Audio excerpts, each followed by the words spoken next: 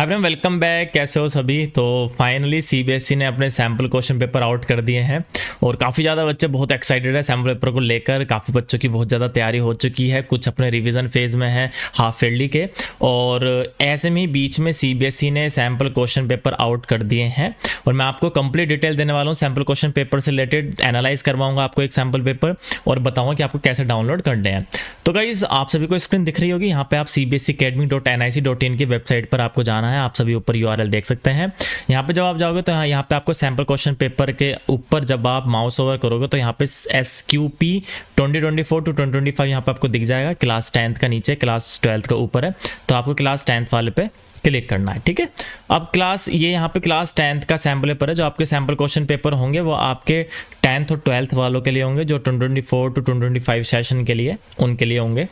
यहाँ पे आप जब देखेंगे तो यहाँ पे आपको साइंस और element of book keeping and accountancy, element of business, English, Hindi, home science, computer, mathematics, सबके यहाँ पे आपको सैम्पल मिल जाएंगे। तो आपका जो भी सब्जेक्ट हो आप उसके रिगार्डिंग अपने सैम्पल पेपर डाउनलोड कर सकते हैं। तो गाइस मैंने एक साइंस का सैम्पल पेपर डाउनलोड किया हुआ है, यहाँ पे आप देख सकते हैं। Science sample question paper 2024-25 class 10th और ये साइंस का कोड है। यहाँ पर मैक्सिमम मार्क्स आपको 80 दे रखे हैं, टाइम आपको 3 घंटे का दिया जाएगा। ओके, यहाँ पे मैं आपको थोड़ा सा चीज़ें डिटेल कर देता हूँ कि आपके कितने क्वेश्चन आने वाले हैं आपकी बार बोर्ड में।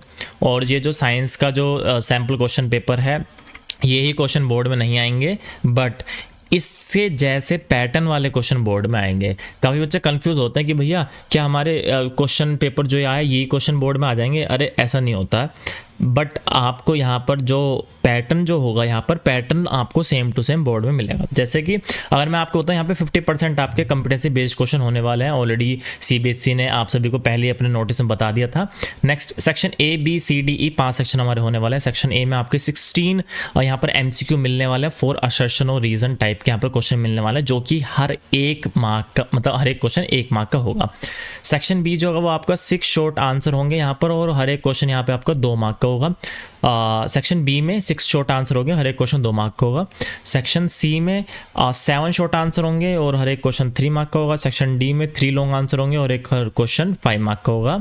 सेक्शन ई में आपके 3 source based, case based, passage based, integrated unit of assessment 4 mark each होगा, जिसमें आपके सब पार्ट 1, 2 या 3 नंबर के होंगे। मतलब ये जो सेक्शन ई होगा इसमें आपका पैराग्राफ बेस्ड होगा, केस बेस्ड भी हो सकता है, इंटीग्रेटेड यूनिट असेसमेंट भी हो सकता है। मतलब आपको छोटे छोटे क्वेश्चन, पैराग्राफ वाइज क्वेश्चन यहाँ पे या 1 वर्ड वाले, ठीक है, पार्ट्स में होंगे यहाँ पे क्वेश्चन, और हर एक पार्ट के डिफरेंट पार्ट होंगे, जो कि 1 to 3 मार्क का होगा। मैं आपको यहीं पे नीचे बता दूंगा। सेक्शन ए में स्टार्ट करते हैं। इस टाइप के आपको क्वेश्चन मिलेंगे, एनसीईआरटी के क्वेश्चन है, ज़्यादा टेंशन लेने वाली जरूरत नहीं है। एनसीईआरटी पढ़ो, जिस बच्चे की तैयारी हो चुकी है एनसीईआरटी की उसे बिल्कुल भी डरने की जरूरत नहीं है। ये मान लो कि उस बच्चे के नंबर पूरे से पूरे हैं जो बच्चा एनसीईआरटी करेगा। ये बात मेरी आप गौर से सुन लो, ध्यान से, ठीक है। एनसीईआरटी हर एक बच्चे को अच्छे से करनी है। सब एनसीईआरटी की रिएक्शन है, ये मैं कोई एक्स्ट्रा कहीं बाहर से रिएक्शन नहीं दे रहा हूँ ये, ठीक है, या सैम्पल क्वेश्चन पेपर सीबीएसई के बाहर से दे रहा, सब एनसीईआरटी की रिएक्शन है। अगर आप ये पढ़ेंगे तो आपको पता होगा कि एम्फोटेरिक ऑक्साइड कौन से होते हैं, ठीक है। पाल्म पे जब आप मेटल लगते हो तो कौन सा मेटल मेल्ट होता है, नाइट्रिक एसिड किस मेटल से रिएक्ट करता है, सबको, आप सभी को चीज़ें पता है, बट क्या है, आप सभी को थोड़ी सी तैयारी करने की ज़रूरत है। नेक्स्ट बात है, ये सारे आपको यहाँ पर MCQ मिल जाएंगे। MCQ का आप ये पेपर जो है यहाँ पर आप डाउनलोड कर लेना और अपनी तैयारी कर लेना, ठीक है। यहाँ पे आपको यहाँ तक 16 क्वेश्चन तक आपको MCQ मिलेंगे। उसके बाद आपके असर्शन बेस्ड होंगे 17, 18, 19, 20। तो यहाँ पे आपके 20 नंबर, तो आपको कम से कम 18 नंबर आपको लाना है 20 में से, ठीक है। कोई बहानाबाजी नहीं चलेगी, यहाँ पे कम से कम 18 नंबर लाने 20 से, क्योंकि इजी क्वेश्चन आते हैं।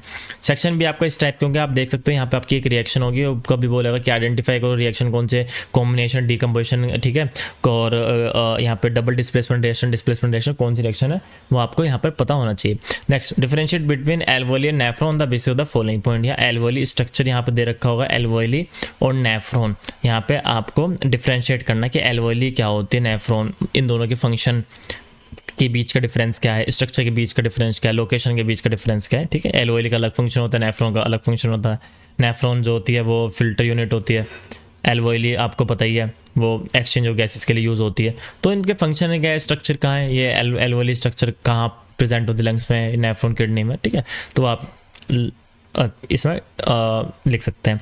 यहाँ पे आपको चॉइस मिल रही है, देखो यार और आ रहा है यहाँ पर, ठीक है। और का मतलब चॉइस मिल रही है यहाँ पे, या तो ए करो या बी करो। कुछ बच्चे सोचते हैं कि जी हम बी और ए दोनों पार्ट कर लेंगे तो आपको नंबर एक्स्ट्रा नहीं मिलेंगे, नंबर 2 ही मिलेंगे आपको, ठीक है। हाँ, कुछ बच्चे करते हैं वो तेज बनते हैं कि 2 कर लेंगे तो 2 नंबर मिल जाएंगे, ऐसा नहीं होता है, बस एक ही ओवर में एक ही पार्ट करना होता है। यहाँ पे आपको लेंस से रिलेटेड यहाँ पे क्वेश्चन मिल गया कि भाई ऐसा जो इमेज फॉर्मेशन है वो किस लेंस के लिए होते हैं, तो यहाँ पे आपको बताना है, ठीक है। यहाँ पे इस तरीके से इलेक्ट्रिसिटी से रिलेटेड क्वेश्चन यहाँ पे आपको मिल गया, ठीक है। नेक्स्ट आपका यहाँ पे आप देखिए एक कार्टून आपको दे देंगे और यहाँ पे आपको बोलें कि भाई ये इमेज है, इस इमेज के बेसिस पर आपको बताना है, ठीक है। जैसे कि what will impact the process shown in the image have on human if they occupy the last trophic level. अगर लास्ट टॉपिक लेवल ऑक्यूपाई कर लेंगे तो क्या होगा, ठीक है। टॉपिक लेवल आपको पता ही है, टॉपिक लेवल कौन से होते हैं, जहाँ पे आपको कंज्यूमर, डिकम्पोजर, ठीक है, हर्बीवोरस, कार्निवोरस, ये टॉपिक लेवल होते हैं, ठीक है। अवर एनवायरनमेंट वाले चैप्टर में आपको मिल जाएगा। तो अगर ह्यूमन लास्ट टॉपिक लेवल पे आ गए तो क्या होगा, एक्सप्लेन करना है। Created food chain with more than two trophic level that exist in the cabbage farm if human occupy the last trophic level how will with the spray effect human explain. तो वो आपको चीज़ यहाँ पे करनी है, ठीक है। यहाँ पे आपको 27 to 33 शॉर्ट आंसर मिलेंगे, यहाँ पे आपको थोड़ा सा डिटेल करना पड़ेगा, ठीक है। यहाँ पे आपको एक्टिविटी बेस्ड क्वेश्चन, तो एक्टिविटी के लिए मैंने आपको पहले बोला था कि एक्टिविटी जरूर अच्छे से करें, ठीक है। ये B string is treated with the baking soda, ठीक है। अब पता है अगर आप इस टाइप के क्वेश्चन कर लोगे ना तो इजी पड़ते हैं, जैसे ये कमेंट वाले क्वेश्चन थोड़े से टफ पड़ते हैं, बट ऐसे वाले क्वेश्चन आपको इजी पड़ता है, तो इस टाइप के क्वेश्चन आप जरूर करना।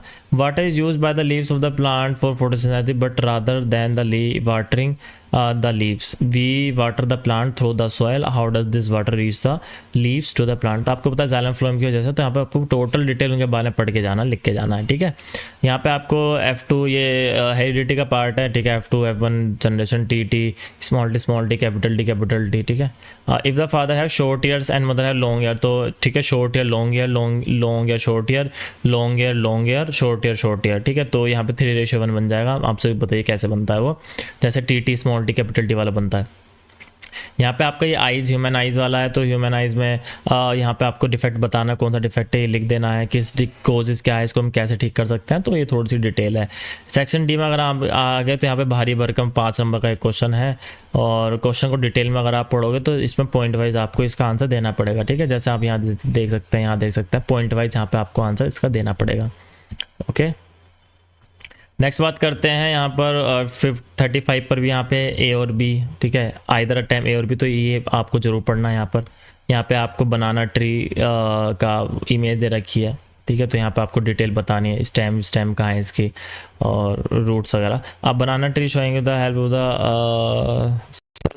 The these suckers are small plant which can be separated from the main planted separately, ठीक है। They will grow into new plant subsequently give the type of reproduction। तो reproduction वाले चैप्टर में से है, ठीक है, कौन से मेथड से ये बनाना ग्रो होते हैं, तो वहाँ पे आपको चीज़ें लिखना है।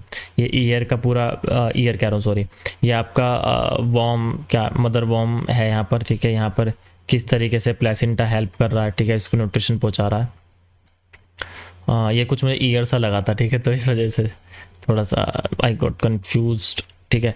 यहाँ पर XY chromosome how is the sex of the foetus कैसे डिटरमाइन करते हैं, ठीक है। तो यहाँ पर उस चैप्टर से रिलेटेड आप पढ़ोगे तो आपको पता है। कोई भी इशू किस चैप्टर में तो आप मेरी वीडियोस देख सकते हैं, इसलिए मैं यहाँ पर कंप्लीट नहीं बता रहा हूँ ज़्यादा चीज़ें। और सेक्शन ई में मैं आपको थोड़ा सा बताने वाला था, जैसे आप यहाँ पे ए ऐसे दे दिया, फिर H2O बोल दिया, फिर इलेक्ट्रोलाइसिस के लिए बोल दिया यहाँ पे आपको, ठीक है, कि इलेक्ट्रोलाइसिस लगाया, कास्टिक सोडा बन गया। कैथोड पे कौन कौन सी गैस निकलेंगी, ठीक है। आपको पता है एनोड कैथोड पे अगर H2 है तो एक तरफ H2O निकल जाती है, एक तरफ O2 निकल जाती है, पर यहाँ पे कास्टिक सोडा बन रहा है, तो कास्टिक सोडा कैसे बनता है, किससे रिएक्ट करने के लिए करते हैं तब बनता है, तो वो आपको पता होना चाहिए। Molten cathode anode, molten state में एनोड और कैथोड पे क्या आ जाएगा, तो यहाँ पर H2 आ जाएगा, एक तरफ एनोड पे कुछ चला जाएगा, जैसे H2 एनोड पे O2, ठीक है। इस तरीके से मतलब H2 कौन सी गैस है, H2 पॉजिटिव गैस है तो निगेटिव पे जाएगी, O2 निगेटिव गैस है तो पॉजिटिव पे जाएगी, इस तरीके से, ठीक है। यहाँ पे आपको मतलब पॉइंट वाइज आंसर देना है। ये तो काफ़ी बार आया तो बहुत इंपॉर्टेंट है। तो भाई ये कुछ सैम्पल पेपर था CBSE की तरफ से, जो कि आपको थोड़ा सा डिटेल में पढ़ना है। कोई भी कंफ्यूजन है तो आप मेरी वीडियोस देख सकते हैं, वीडियोस जस्ट डू चेकआउट। और आई होप आपको वीडियो चलेगा। अगर आप चाहते हैं कि मैथ से रिलेटेड मैं ऐसे एनालाइज लाऊं तो आप मुझे ज़रूर बताना। कोई भी क्वेश्चन हो, कोई भी query, please let me know in the comment section. और बाकी जल्द आपसे मिलता है नेक्स्ट वीडियो में। Thank you so much, take care, see you in the next video, bye bye.